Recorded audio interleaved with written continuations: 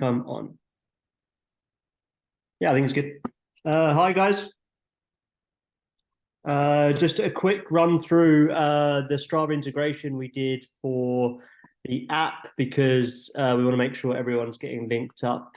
So getting their app linked up to Strava and then making some sort of sense out of the data integration that we've done. Because, I mean, what we tried to do with the app to begin with is keep it as simple as possible. And that's why we started off with RP, or rate of perceived exertion, which we really like. We think going by feel is like the best way you can manage effort level. But using data, using things like heart rate and pace, especially when you're looking at sessions afterwards and analyzing workouts, can also be really helpful. So stage 2 of the app was to do the Strava data integration, and it's also something that a lot of people were asking for. So it was really fun to work on. I use Strava a lot. I use Final Surge, Training Peaks. I used Garmin before, now Chorus Training Hub. And the idea was I wanted to take all the metrics I use from all these different platforms and put my favorite ones into Albon app. So that's just what we did. We are building on. This is kind of just the first phase. But yeah, it was really fun to work on, and I've been using it a lot in my own training and found it really useful. We've got some of the normal stuff, which a lot of the other platforms have, but we've also come up with some of our own concepts, which we think are really useful, especially for trail and mountain running, where things aren't quite as easy as on the track or on the road, for example, because I know there's a lot of variability. So we've got some metrics to help on that front as well. But what I'm going to run through is I'm going to run through how to link the app to Strava. One thing to note is you don't need Strava Premium. You can just have a free account, but we need a Strava account just to act as a conduit to get the data. So all your watch data, GPS data goes into Strava, and then that just feeds through to us. You don't need to have a premium account to do that. So yeah, I'll run through how to link up. I'll run through what a lot of the data means and how to generate your training zones, which is also really key. And we'll take questions throughout. Henrietta's on the chat, so she'll just relay relevant questions to me as I go along, because I think that helps me out a lot. And then if we have time at the end, I can take any general questions on the app or training or anything else, depending. But yeah, I'll get my screen shared and we'll get into it. So hopefully everyone can see that. That is what you. Okay, there's a bit of a. Okay, there's a bit of a. This is hopefully what everyone can see on their phone when they open the app. I think everyone's phones are slightly different, so it will show a little bit different. If anything is radically different to what you see on the screen now, probably messaged through a bug, because it might not be that's how it's meant to look. But how you link through to Strava is up here in the burger menu. And then let's move this guy. In your profile, there's a button here called Link Strava to my account. So once you hit that, it will take you through to another screen. You have to OK a few things and log into your Strava. So you just follow the prompts as you go. And then that should liven up the link between the two apps and then save changes. But yeah, but you have to authorize the boxes. I think you have to click on something. It's going to give access to my data or whatnot, and that is the whole purpose. So that goes without saying. So once you've linked up, that means your two accounts are linked, and we should get all the data coming from Strava into Albon app. And then it's how we actually process that data, which is where things get quite interesting. And one of the key concepts I really like when you're trying to analyze data is the idea with training zones. So that was one of the main things we went towards to begin with, one being pace zones and one being heart rate zones. So these are things we can use alongside RPE to help us pace workouts and analyze workouts afterwards. But that does mean that we all need to generate our personal training zones, because it is different for everyone. Pace is a little bit more similar, because it's kind of like you're either faster or slower, but heart rate especially is just, it's really personal. Some people's heart rates really like differ with their age, but there are some older people that have really high heart rates, and it's just the zones are going to be personal for you. You can't really compare. You can't say, oh, my threshold heart rate is this and then yours is that and whatnot. So it's good to get those values tested and then put into the app so your zones can be generated for you. And if you click on that burger menu again, we've got this training zones tab. And if we go in there, we can have a look how we've generated the training zones. So the whole idea with the training zones is it really revolves around the idea of your threshold. And your threshold is the point at which your body starts to struggle to keep up with how hard you're pushing it.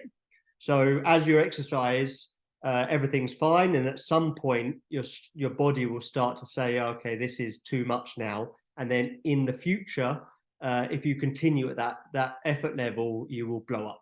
And that idea is your threshold. It's actually lactic acid that's starting to be produced in your body, and then at some point you can't clear as much lactic acid as you're producing. So then more and more lactic acid builds up until you explode and you have to slow down, you have to take a break.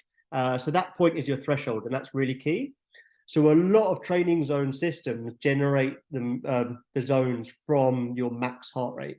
But as endurance athletes, we rarely go to max. It's not even possible to go to max because we're doing so much training. We're a bit tired pretty much all the time, and we don't really even have the right muscle fibers to get to max. We don't train like that. We don't really train near max.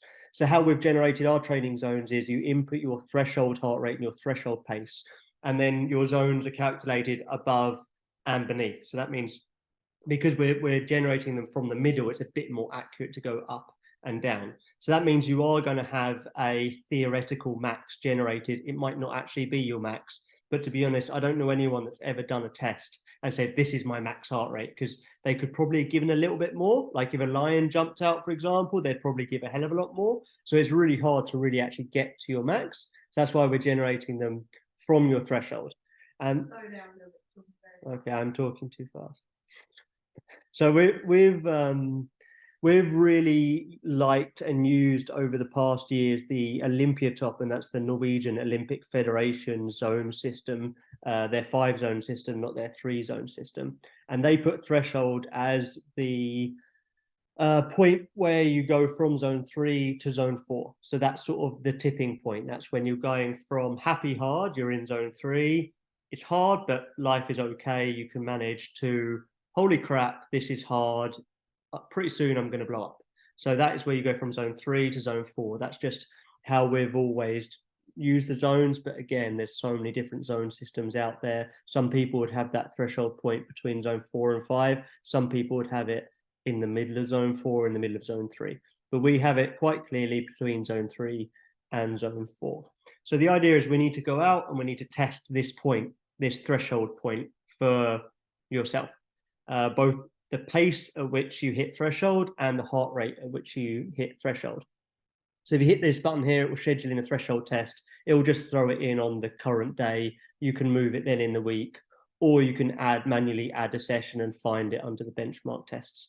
And we went backwards and forwards on what threshold test to use, but we ended up on one that we've had reports on is relatively painful, because it's literally 30 minutes on a smooth surface to run pretty much as fast as you can go for that 30 minutes. So it is like relatively painful, but then it is just 30 minutes. It's kind of like a special occasion. We don't ask you to do this every single week. And then from that 30-minute test, we can get estimation of your threshold values on that day, because these things change day to day, week to week. It's kind of like, it's just a ballpark figure to help us generate those zones, so you can get some idea with how you're training. So I've done the test and I've got a good feeling for my threshold values anyway through workouts. So I think that's what's going to happen. In the end, you're going to do this test maybe once or twice, but really you're going to get a good feeling for where you're at. And it's actually really important to make sure you have these values kind of current, because it's really important when you're training to train for how fit you are now, like at this point. Don't train for how fit you want to be. So don't say, okay, I want to have, I think I have, like I could have a 4 minute threshold pace, 4 minutes per kilometer. But your threshold pace at the moment is 4:15 or 4:20. That means you want to put 4:15 or 4:20 into the app. You want to be really honest with this. So that way you actually train correctly. And then through time, you will get your threshold pace down to 4 where you want it to be. But if you start trying to train as if it's already at 4, you're probably just going to blow up or hit a wall, or things aren't going to be that good. So I've always tried to be really honest with myself and just say, look, this is how fit I am. I'm going to train, and in time I will be where I want to be. But at the moment, maybe I'm not quite there, and that's fine. So I've got 3:15, 3 minutes, 15 seconds per kilometer as my threshold pace.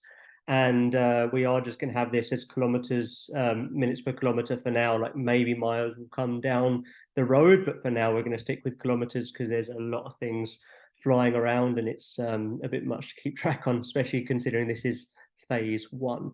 So then this has generated my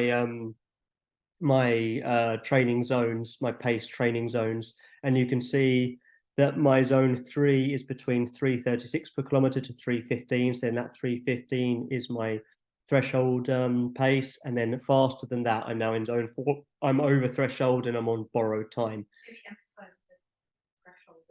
Yeah, so you are putting in your threshold pace here, which is that turning point from zone 3 to 4. And how we calculate that from that 30-minute test is we take the average pace for the entire time you're running for that 30 minutes, and put that down as your average. So usually they'd say something like an hour, but if you're doing this test alone and trying to push yourself, you could probably have continued for another 30 minutes. Say if there was a crowd, it was a sunny day, you had a bunch of gels, like everything was great, then you would be able to push yourself further. So that's why we've gone for the 30 minutes. So that's the first one, is that threshold pace to get in there, and that's the average for the entire 30-minute threshold test workout. And then the next one is the heart rate, and that's the exact same principle. It's the heart rate at which you go over threshold, and this is really helpful, especially if you can be doing cross training. It will vary slightly, like especially between running and biking, for example, or even running really steep and running flat. Your threshold heart rate will vary, but it's a good ballpark figure.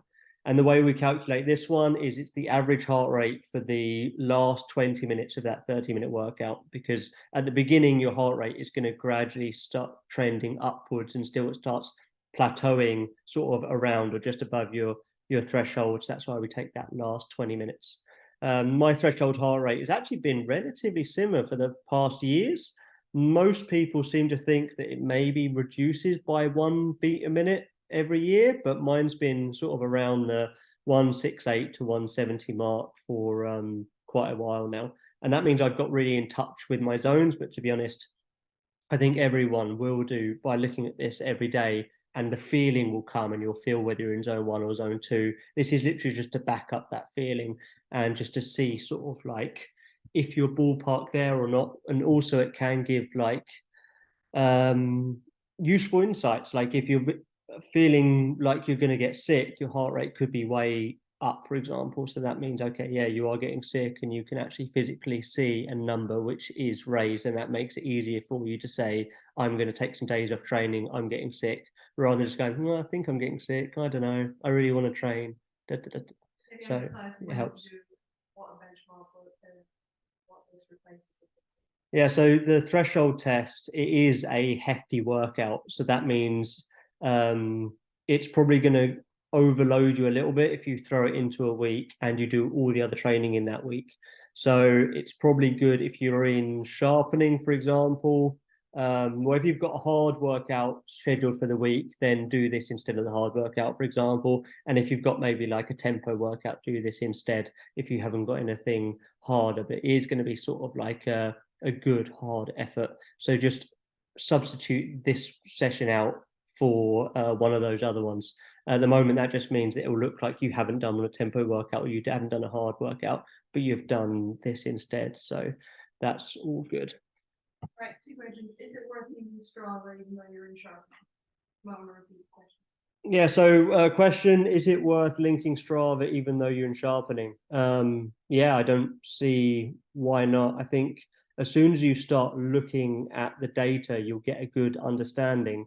But it's also really important just to take all of this with a pinch of salt. You don't want to say, oh my God, this is completely off, so I feel like this, and have it start affecting how you feel. Like, the most important thing when you're sharpening is you are focused on your training and your recovery, and you're working towards your event. And running as fast as you can in your event takes ultimate priority. If this is going to detract from that, then don't bother. But really, I don't see the harm in livening it up, just having a look and just sort of generally being interested in the data without having it affect you too much. So that would be the ideal. Yeah, so yeah, should you do the testing, the threshold test, or should you just wait for the next field? So you're saying link up Strava, but potentially wait for the test. Talk to them. As to whether you should bother doing a test during sharpening, I think, to be honest, it can be, depending on the race coming up, it can be a good session. So, I mean, I think to do the 30-minute workout instead of a hard workout, it's still a pretty good workout. I think one thing to say is we are recommending you do this on a flat, smooth surface, say a good gravel, maybe road, yes, track, yes, just to give yourself the best chance possible of getting a good number. And if your legs aren't acclimatized to that because you've been training for, I don't know, 100K mountain race, for example, if you know you're going to really destroy some muscle fibers, you're going to be really stiff and it's going to impact the training moving forwards, then maybe don't worry too much. But what you can do is you can, if you are a little bit interested, just throw some numbers in there as to what you think your threshold might be. And then over the days, just look at the zone charts. We're going to go through those now for each workout and just see whether the efforts do kind of line up. For instance, zone 2 is RP5. So that means if you go out on your steady run and you're aiming for RP5, and then you look at the data and your heart rate went up and then stayed in zone 2 the entire time, then you probably got your threshold pretty good. And it's similar for the pace, but there are some caveats, and we're going to be getting into those too. It doesn't auto-populate. You have to go in and manually drag with this little slider up to your threshold. So that means you're going to be going into that training zones tab and then physically going in, and you can even read this little bit of text here and have a look at this little chart that I designed to try and explain the zones with the turtle and the hare, because I like that. Yeah, you can definitely change your zones even though you haven't done the test. A lot of people might already have a really good idea of what your threshold heart rate and pace is. So as soon as you link up Strava, go in there, set your zones, and then, like I say, afterwards start looking at the data and just seeing whether things do marry up. And I think you might learn a lot. You might find it doesn't help that much because you're already nailing your threshold, your tempo sessions, or your hard sessions, for example. Yeah, so everyone should go in and roughly put in. Yeah, I think so. Yeah. Okay, moving on if there's no other questions, but that's like a key thing. We're going to link to Strava, then we're going to store our zones, because you get a little bit of data with the Strava integration, but the zones is what I think is most useful out of all of this, because really what we're trying to look at is we're trying to look whether the rate of perceived exertion, how hard you think you're working, really marries up with what the data says, and that's where the zones come in. Really tries. So I think probably the best thing to do now is to look at one of my workouts, and we'll see what the data says about the workout I had and whether I actually paced the workout well or not. And I think we can have a bit of a vote afterwards about that, because I'm not so sure.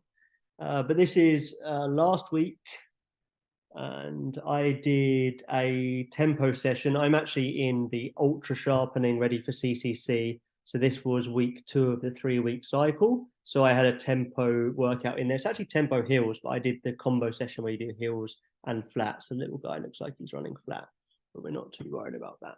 So I've gone in there and I've logged the session, and actually, yes, it's slow. We could probably actually take that first. What we do is, okay, so today we're going to take a step back. Today I did a recovery bike ride, and Naughty John hasn't already ticked his session, and I haven't even chosen the session. But I did it as a bike ride because I did a big downhill running session yesterday. My legs are a bit destroyed. It was the last pounding session before CCC, so a nice easy recovery bike ride this morning. So recovery cross training. So I'm gonna select that after I've actually done it and hide the videos. And it was meant to be RP 1 to 2, and I'm gonna log the session because I already did it this morning, and I'm gonna put it in. I did do it RP 2, maybe even 1.5. I was really in chill mode, and I felt like I was happy. And now we've got these Strava workouts to link and morning ride, because I haven't changed the name in Strava. It's come up as morning ride, as most of mine do. So then we can tick that guy, because that is the workout which corresponds to this recovery ride. It might be, for example, if you're doing an interval session, you log your warm-up session and cool down separately in Strava. That means you're going to have 3 workouts pop up, and you can tick them all and have them all sync through to this one workout within the app.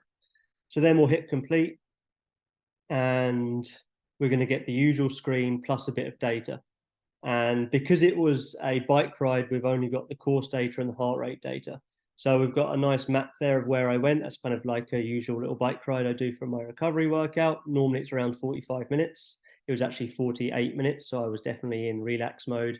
15K, 439 climb, 438 descent. And this is the elevation profile here. So that's pretty basic, normal stats you get from most platforms. What's slightly different is, for example, the heart rate here. And this was actually a blip, probably not a very good thing. And then the heart rate was actually not even in my heart rate zones because I was going so easy. So this was a poor example, and that's why we're going to head back to, we're going to head back to a more sexy session I did last week, so I can show everyone my fancy graphs.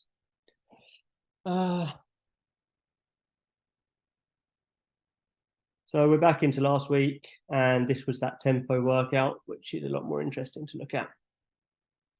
So tempo workouts, it should be RP 5 to 6. This one, I actually did think I want to execute it a bit harder because it was like the last big interval session I was going to do before CCC. I wanted to push the boat out, and I actually executed it at RP 7 instead of 5 to 6. That's not something I do every week. Normally, especially in base building, I'm really religiously going after the RPEs, and if it's RP 6, it's tempo, and I try not to go over threshold. Whereas it kind of felt like this, it was sort of a 6.5, so that means I gave it a 7. I was really up there with the effort level.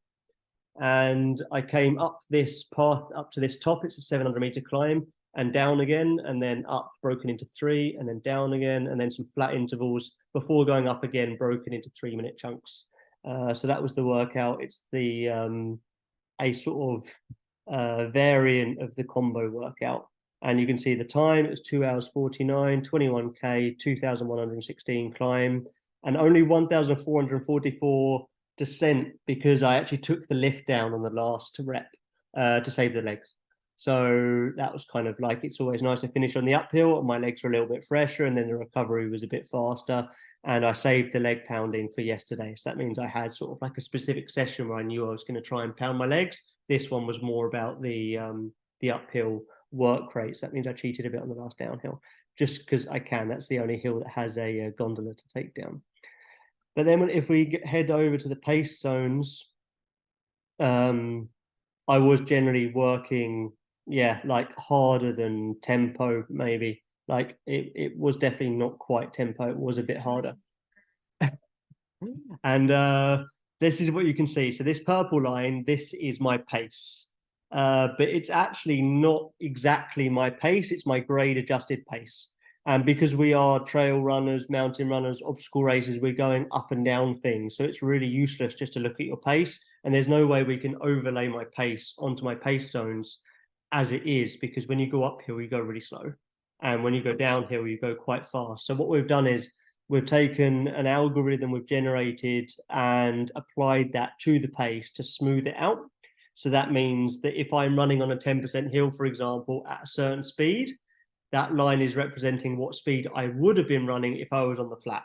So it's not absolutely perfect, but it does give a good indication. It has definitely got some flaws, but I really like it. It's called grade adjusted pace, and I think it's the best way that you can really try and see the wood for the trees when the course is going up and down and you're not always on the flat.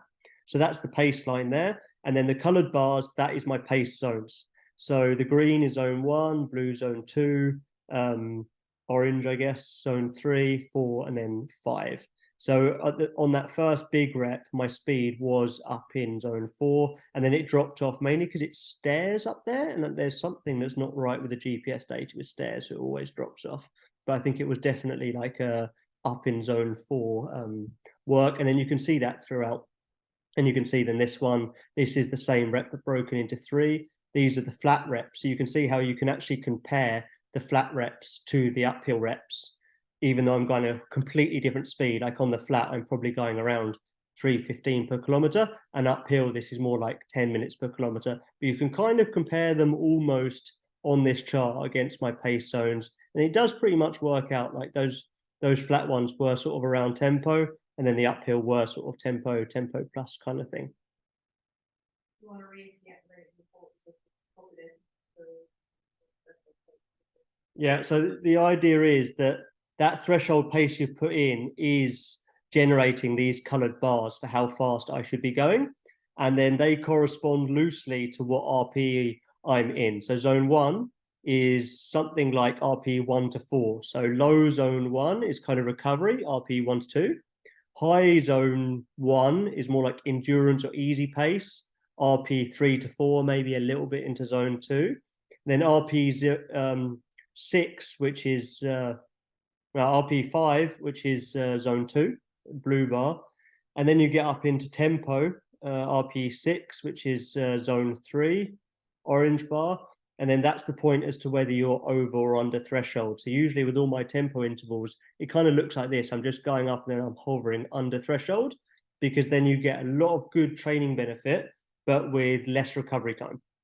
So that's the whole idea. That's why we have so many tempo intervals rather than hard intervals, which is over threshold, because we can do lots more time working out at that effort level without having masses of recovery time generated and not exposing ourselves to injury risk. So that's why we're trying to do the majority of the intervals for the majority of the year under threshold.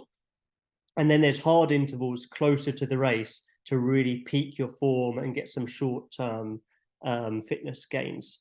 So that's why we have so much tempo, especially in base building, so we can really just sort of like do lots and lots and lots. And then we have something extra to give once we get to closer to our event. So that's kind of why I did this one a little bit harder, because the race is coming. I felt like I had a little bit of extra energy and I wanted to sort of really kick it up a gear.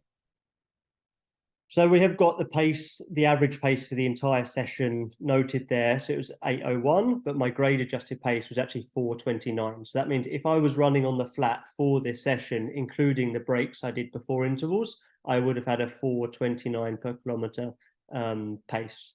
It's kind of a made up number, but it does kind of work, and it is a good system to try and compare those uphill intervals to the flat ones. And then we have something which is a little bit different to what anyone's seen before, maybe, and we've called it productive, unproductive. But really what it's showing is it's time that you're in your training zones and time that you're not in your training zones. So that means 80% of the time I was running above zone 1. So I was actually running sort of like at a good speed for me. Then zone 1 and up. And then for 20% of the time, I was standing still or running so slowly that it doesn't really count as training for me, kind of, in a sense. It's more like it's a very recovery training, or even just so slow, it's kind of like just background noise to your everyday life. So it's actually quite a lot of time, and it's surprising. Like if you do stop during intervals, if you do stop to cross the road, if you stop to pee, or your dog does something, you need to clear it up with a bag, then that's all time that kind of does drop off. So I've really found it quite interesting to have a look at this productive and unproductive time, because there's some athletes out there, like triathletes, they get on the bike, they are biking at a good effort level for 3 hours, for example. And then you might have a trail runner, they go off into the mountains. and they see some blueberries and they stop, they pick some blueberries, or they like sort of, you know, stop and chat to a friend or pet a dog. And this is all time that you're kind of wasting kind of when you're out training. So then it's not a big deal to have some unproductive time. It's just good to see, okay, this week I trained 10 hours, but only 8 hours was really productive. So that's why we've included that. We've also done it within the heart rate section as well. So Strava do have moving time and not moving time, but it's always a concept I've never really liked, because it doesn't work when you're scrambling, for example. There's a lot of potholes or problems with Strava moving time. So we have productive time and unproductive time, and that's just generally time you're either in your training zones or not. So that's pace or grade adjusted pace, and you can see the elevation profile back there as well, behind the pace line. And then you have the time that you spent in the zones shown there as well, both from percentage and in time. And then the next one is heart rate. So it's pretty much exactly the same concept, except it's got your heart rate zones and heart rate put on. So my heart rate was high on this day, and it's worth noting that heart rate, it's not always the same. Like if you're a bit sick, it'll be higher. If it's really hot, it'll be higher. If something else happens, it'll be lower. It turns out that when I run really steep at threshold, my threshold heart rate is higher. So I can generally run for a long time at 175 heart rate uphill. On the flat, 170 is definitely, I can't go over that. So that means you do need to take this with a pinch of salt. And that is why we really like feeling an RPE to take precedent. And this is just a backup. So my heart rate was actually almost in zone 5 on that first rep. So that was incredibly high. Like, it's probably a good job I didn't look at my heart rate whilst I was running up, because I would have been shocked. But it shows that maybe I was a bit fresh this day. Maybe it was a bit hot, or it's just the fact that it's such a steep hill. I can generally hold my heart rate a bit higher because the training stimulus it's not exactly the same as running on the flat. So my heart rate went up for that big first rep, and then I had the same rep but broken into 3. And again, it went up 3 times for that. Then the flat 4-minute reps, and then the 3-minute reps at the end there. And you can see every time my heart rate does go up into zone 3, or mostly zone 4, so over threshold. So the heart rate was generally quite high. And we've got the same thing down here. So these should correspond almost exactly. So that means if you're running in zone 3 pace zone, you should really be in heart rate zone 3. And the same with zone 2 and zone 1. The big thing that maybe makes that not quite work out is terrain and technicality. So if it's really technical, your heart rate will be higher and you'll be moving slower. And that's just the way it goes. It's very technical trails here. So sometimes my pace is really low, but my heart rate is higher. So again, pinches of salt, you need to like look at this, think, where did I run? Was it really boggy and wet and swampy, or was it a good running surface? And the better the running surface, the more these likely are to match up. The ideal would be to do a threshold test on every type of terrain. So that way you could put in what type of terrain you did the threshold test, and then you'd get values that are a lot more usable. But ultimately, like, this is a good system if you take everything into account and analyze it afterwards. So we've got the same concept with the time in the heart rate zone, and then you've got your average heart rate, max heart rate, and again with the productive and unproductive. And these values are usually a little bit more productive, the heart rate, because when you stand still, your heart rate takes a little bit time to drop off, and when you get going, it takes a little bit less time to get up again. So that means that in a week, I've usually got more time unproductive in the pace zones, because as soon as I stop, that's it. It's kind of like not productive anymore, whereas the heart rate takes a little bit longer, especially when I go out scrambling. The pace can be really low, so it almost thinks it's unproductive, but my heart rate can be generally quite high and productive. So that's why I use the 2 to get an idea with what sort of training I've had. And then the third zone system that we haven't talked about is gradient zones, and these are the same for everyone. We've split up how steep things are into different zones. So that means you can see. Say that again. So Yeah, so when you go for a run, if it does go up and down, or even if it's flat, that run will be split up into how much time you spent in each of these gradient zones. And this is a concept. This is a concept I haven't really seen before, but I found really useful and I really wanted for myself, because where I live, it's very steep. And I'm generally training for races in the Alps where it's less steep.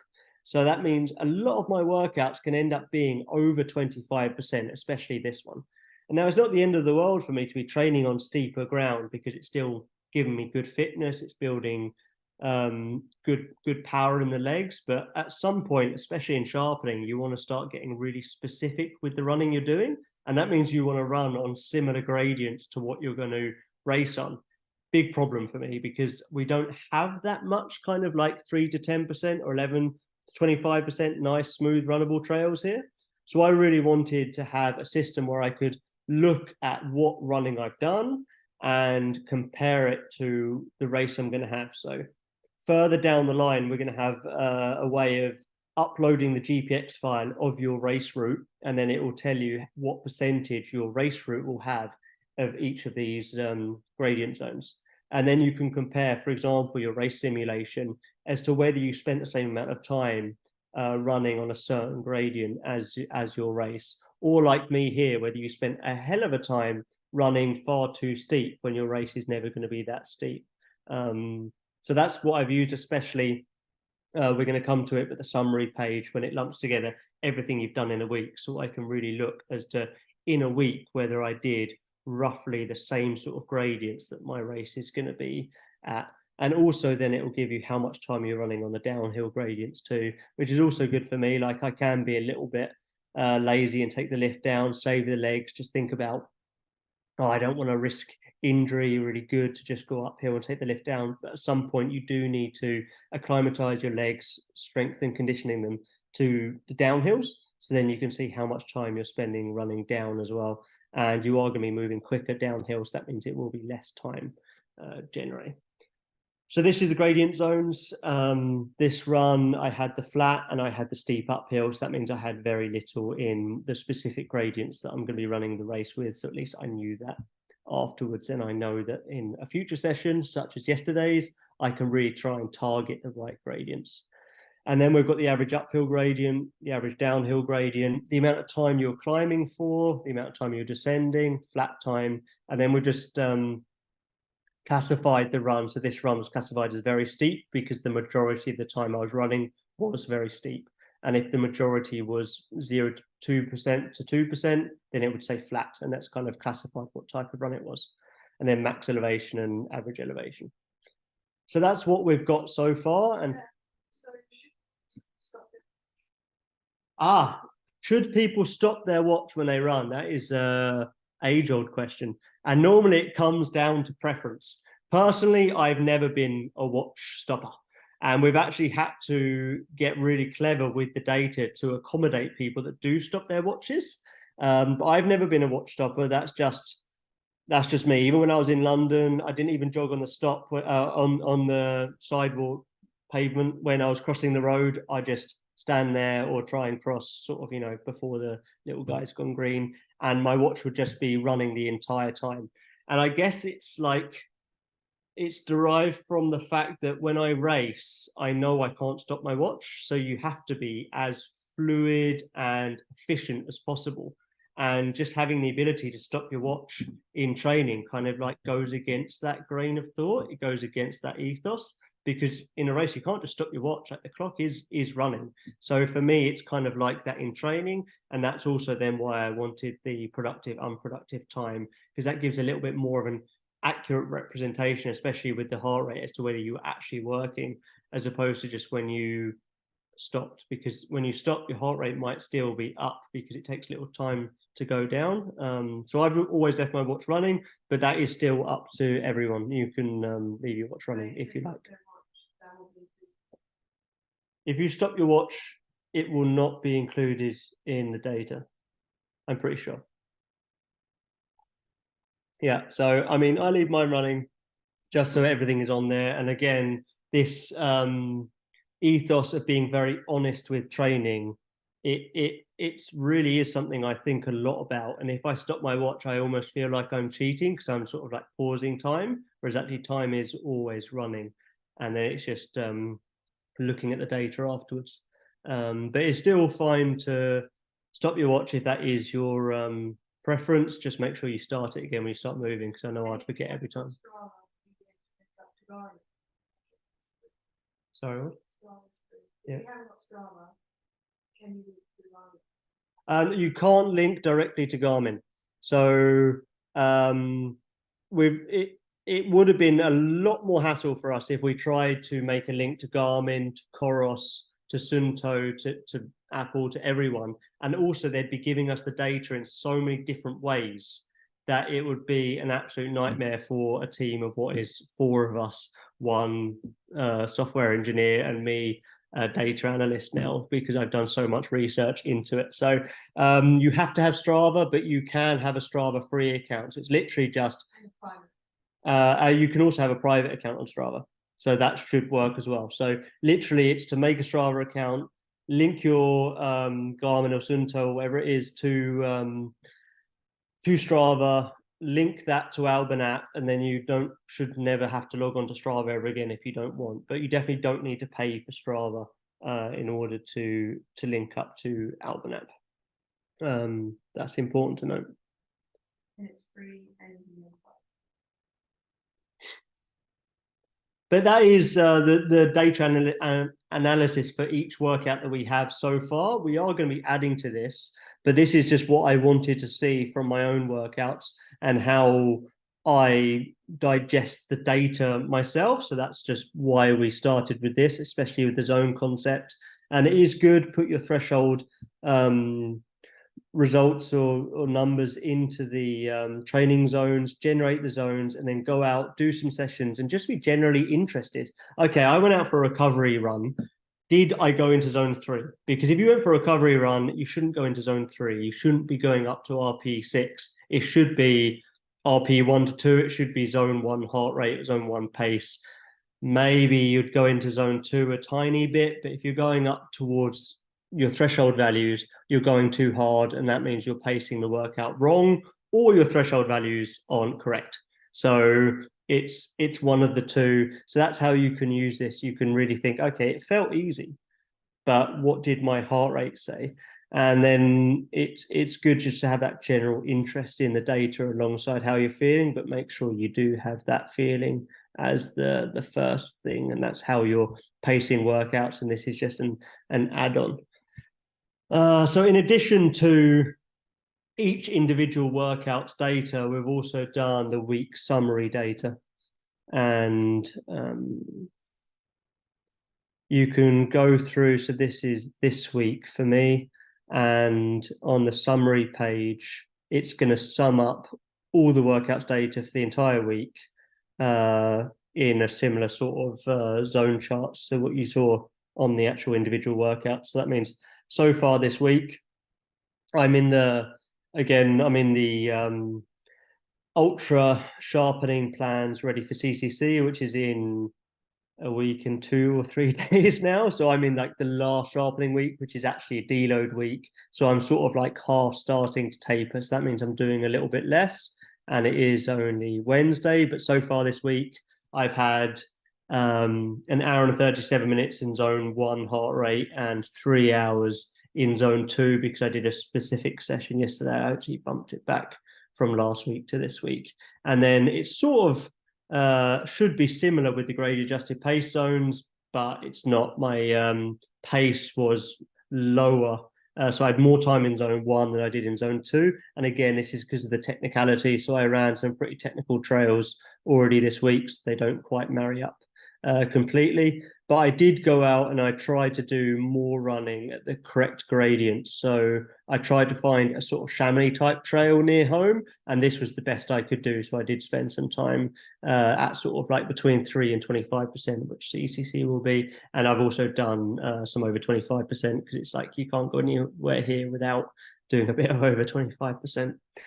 Well, when exercise, you see your distance over time on.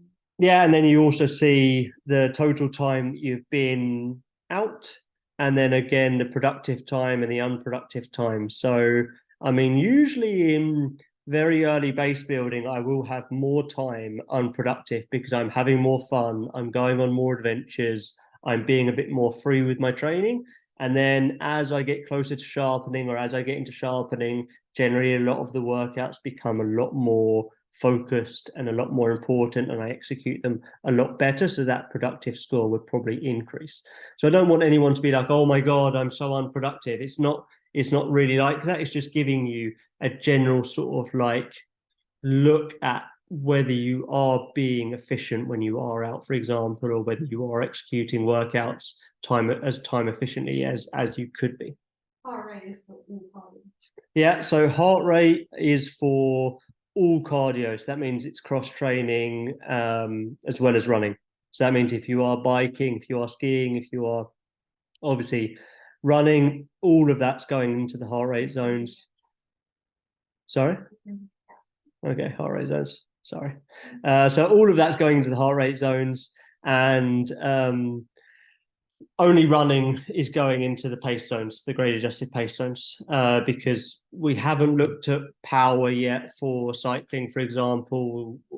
This was just the sort of like what I wanted to see. I wanted to see the grade adjusted pace for the running, and then to see heart rate for running and the other cross training. But that generally does mean that I'm going to have more time in the heart rate zones column than I am in the running, because I still do a lot of cross training, for example, the bike today.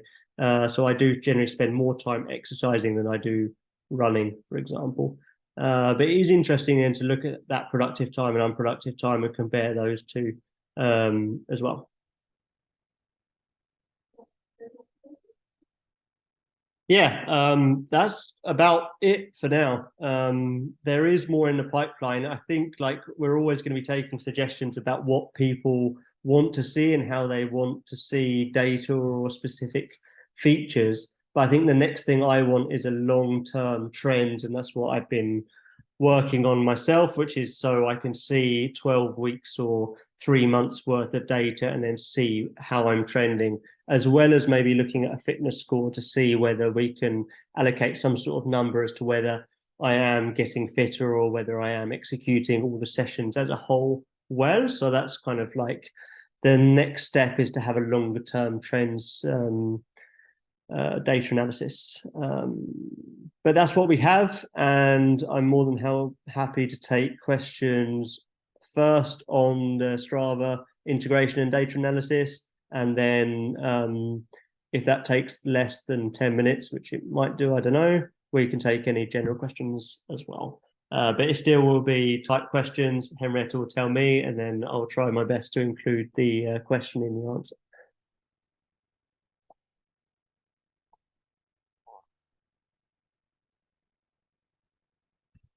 Ooh. Oh, hopefully not.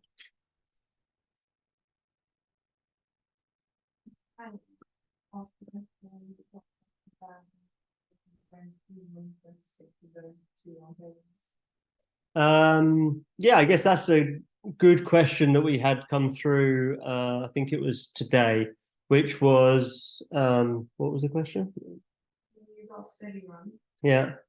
So if you've got a steady run, for example, is it okay to then go up into zone 3 a little bit when you're going uphill? Because you're going uphill, you're going to end up working a bit harder. And in the pace zones, it shouldn't really happen because we have grade adjusted pace. That means the pace should be adjusted accordingly. So that means the pace zone in an ideal world should be level in zone 2. And the heart rate, it might go up a bit because it might be that you're stronger on the flat than you are on the uphill, for example. But that's just how you are as an athlete. And actually, that's something good to understand about yourself. So that way you can maybe work on your weaknesses and work on your uphill more than your flat. So more of the workouts you can tend to try and do uphill rather than on the flat. But really, heart rate zone 2, it should be, if you're going uphill, you're in heart rate zone 2. If you're going on the flat, you're in heart rate zone 2. It's RPE 5 is zone 2. So a stereotypical athlete should be able to then run uphill in zone 2. The big difference is the effect it will have on your body. And running zone 2 on a flat road is it's tough. Like it's a lot of pounding, it's a lot of leg turnover, it's a lot of impact. Running zone 2 uphill a lot less, especially if you take a lift down. So that means that you need to be quite clever with picking which sessions or how you execute these sessions. So it's why I'm doing a lot of cross training during base building, because there's a lot of steady in base building because we want to really build big aerobic engine. But if you do all those steadies as runs and you do all those runs on the flat, you're going to really churn up your legs. So that means choosing cross training is great, because that way you can do a lot more zone 2 heart rate or steady effort and have a lot less impact on your body. Or do something like I do if you have a gondola, for example, where you can do that steady run or hike with poles uphill, then take the gondola down. So there's all these ways we can execute sessions in a certain way to try and reduce the impact on your body so you can do more training, because the more training you do, if you can recover, the fitter you get. But then there are caveats. Obviously, you can't risk getting injured, because as soon as you get injured, then you can't train at all, or you have to train radically different, and you're not going to get fitter, or you're going to get less fit. So how you execute sessions is really important. But definitely, like, a steady session should be zone 2 heart rate. It's just it might have a slightly different effect on your legs. For example, you might be a lot stiffer after doing a steady session on the track than you would have going uphill, or it might be the other way around. Any others?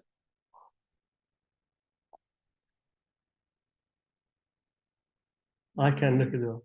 I think we'll wrap up. Yeah. Any general questions that anyone wants to ask? How my gel making is going, for example, because that's been fun.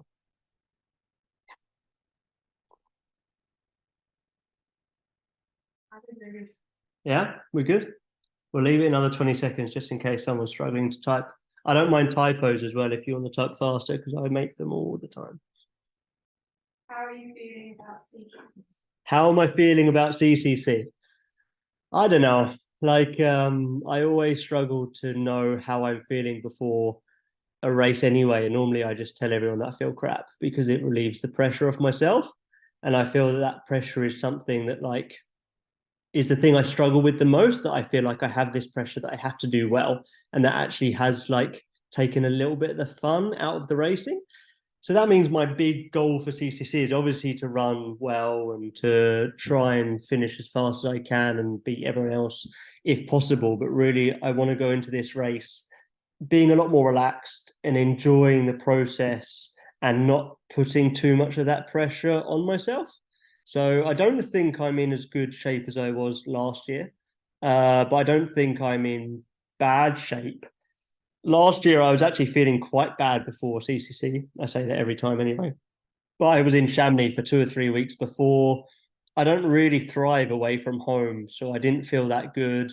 I felt still quite tired, like I didn't recover after the previous race. So this year, I feel like I'm a lot happier. I'm a lot healthier. I'm still at home. I haven't even traveled down there yet. But that means I'm not acclimatized to the altitude, because I live at sea level, or the heat, because it's been dreadful weather here pretty much the entire summer, and it's been very hot down in Chamonix. So we've all got our fingers crossed for some cooler weather ready for CCC.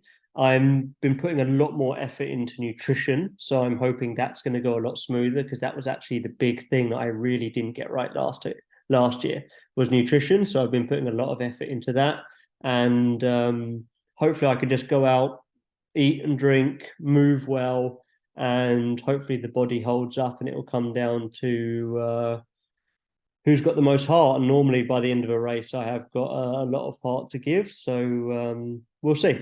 I'm looking forward to the challenge, and I'm looking forward to it being over as well, because I get to come home and take some days off running, and we're going to start a house project where we're redoing the windows, roof, and external walls. So a lot of fun things to look forward to. Thank you for coming. Okay, I think we're good. Thank you all for coming. Hopefully it was helpful, and I'm glad we've been getting a lot of, like, nice feedback on the app. Obviously we're always working on it. we love to work on the product. That's what we like the most. We should probably be working on marketing more, but for now we're absolutely really like enjoying, just personally me, just making something that I want to use and having all the features that I want has been really good. So yeah, thanks for coming. And yeah, good luck with training. A lot of races happening at the moment, so good luck if everyone's got races. There's some really big races coming up too. So yeah, good luck. Keep learning, training, and then yeah, we'll keep doing this together, I guess. Cool. Cheers, everyone.